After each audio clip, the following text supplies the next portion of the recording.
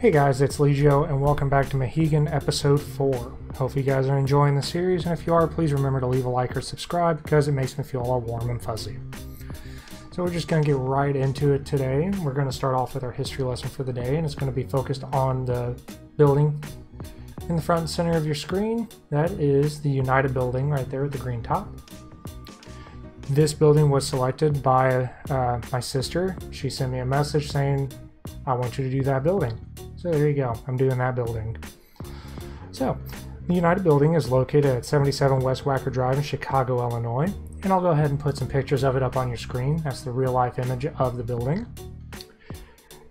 At 77 West Wacker Drive, it puts it right in the middle of what's called the Loop in Chicago, which if you're not familiar with the Loop, it is the it's kind of the main portion downtown of Chicago. It's what you'll think of in movies and TV and everything. It's what you see. So a lot of the big buildings are there, like the Sears Tower and the John Hancock building, and you know, that's where a lot of the main core of the downtown is stationed. It's a 50-story building that is 668 feet in height. It was finished in 1992, so I'm actually older than this building, fun fact. It was designed by architect Ricardo Bofill, and he designed it with a postmodern design using white Portuguese granite on the outside to give it a nice white glow. And the top of it, which is its most distinguishing feature, is a green Greek pediment. So it's kind of like a pyramid kind of thing, and you can look up a pediment later on. It's a primarily office building, so it's housed 3 big tenants in its history. The first was the law firm of Keck, Mahigan, and Kate, so that was a pretty big law firm up in Chicago. Had over 1,000 lawyers working for them at one time, so that's kind of cool. It also hosted R.R. Donnelley Communications, which is a Fortune 500 company, obviously specializing in communications. But its most prominent resident was that of where it got its namesake, which is United Airlines. They used it as their main headquarters. I think they're still there, or at least have an office there. And they bought the naming rights to the building and called it the United Building. So that is the primary history of it. But one cool trivia fact that I found when doing a quick research for this is this building was featured in the 1998 action movie The Negotiator featuring Samuel L. Jackson. So that building was actually used as the primary headquarters for their detective bureau. So, some fun trivia fact for you. And that is today's history lesson. I think it's a very nice looking building. It may not have as much history as some of the other buildings that'll be in the city and that I'm covering or will cover, but still a very nice building. And that's why we're in a pretty nice spot right there along the river. So in the last episode we did the ferry depot and the tram. If you missed that, go back and check it out. I was going to do the waterfront property in this episode, but I think I'm going to do something that really needs addressed, and it's going to be some infrastructure stuff. I need more connections to the city and just better planned out, because right now there's only two sections leading into the city, and we're going to need more than that. So I don't want to spoil anything here, so I hope you guys enjoy the fast play, hope you enjoy the music, and I'll see you in a little bit.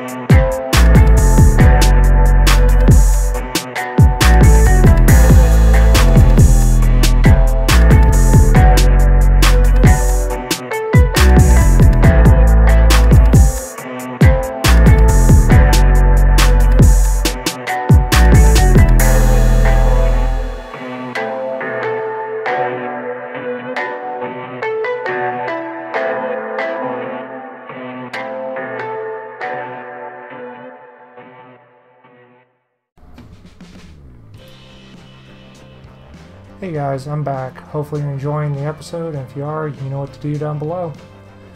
So, I'm happy to report my vacation was a resounding success. Went to Lake of the Ozarks, and social distance pretty much the whole time. I did get to ride a jet ski, so you can't not have a good time on a jet ski. So that was fun. Also checked out a few caves down there, Bridal Cave and Stark Cavern. So if you're ever in the Missouri area, go check those places out. They're really cool. So let's talk about what's on the screen, because that's why a lot of you guys are here.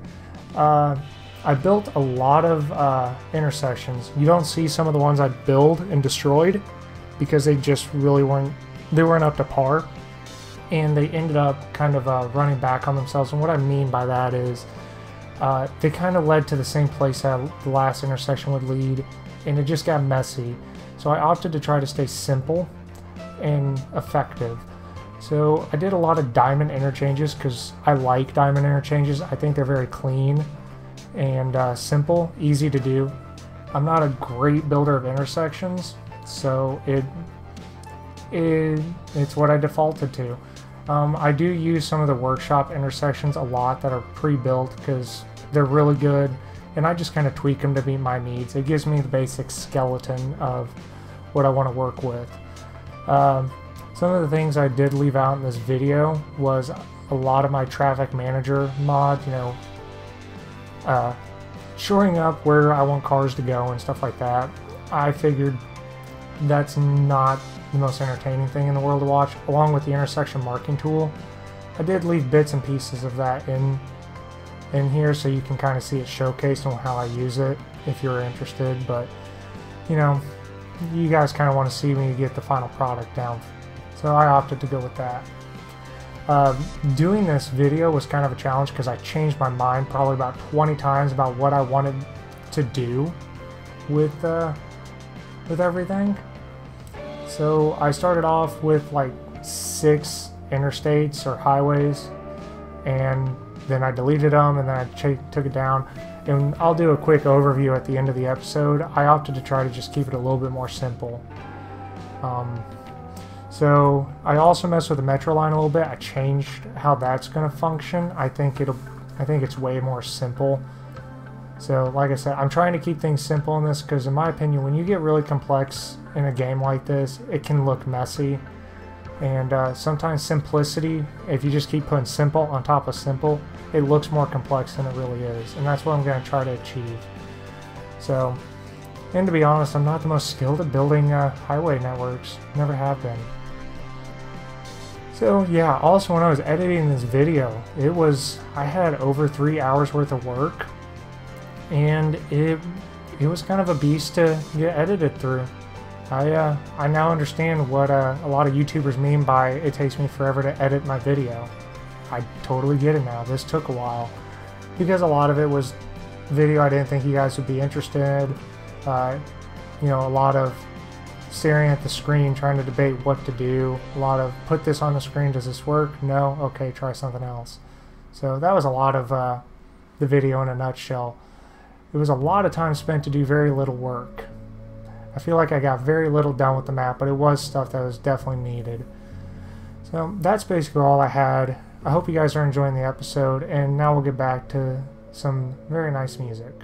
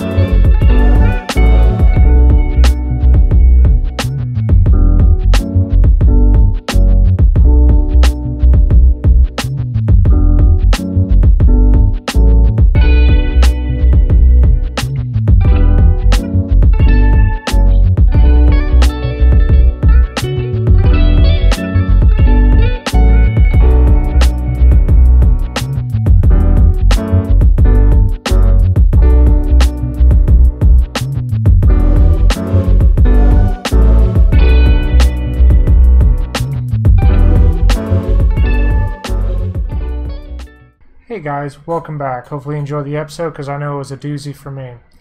I know it doesn't look like we got a whole lot done, but I'm setting it up for another episode. So let's talk about what we did get done. We added 2 intersections over here. We did a dumbbell intersection with 2 roundabouts. We used a workshop intersection that I like to call the whirl. We did a couple diamond interchanges in here. We've also got, I'm starting a new interstate right here, or a new highway. And then right down here, I've got what I'm calling a parkway. If you're familiar with parkways, there's a few cities that have them. Definitely look them up. They're a great way to move traffic around your city. We also kind of changed our metro a little bit. We now have a double platform over there, and it's going to feed in between these. You can see it just kind of fits right in there, and we'll connect that up as we go. So hopefully you guys did enjoy the episode. I know it doesn't look like a lot, but it took me quite a while to do all this, as you can tell by the length of the video, and I tried to actually cut a lot of it out. So thank you for sticking around for as long as you did. Thank you for all the likes and subscribes, and hopefully I'll see you in the next episode, which the next episode, I promise, we're going to do something more fun. So other than that, have a good day, guys.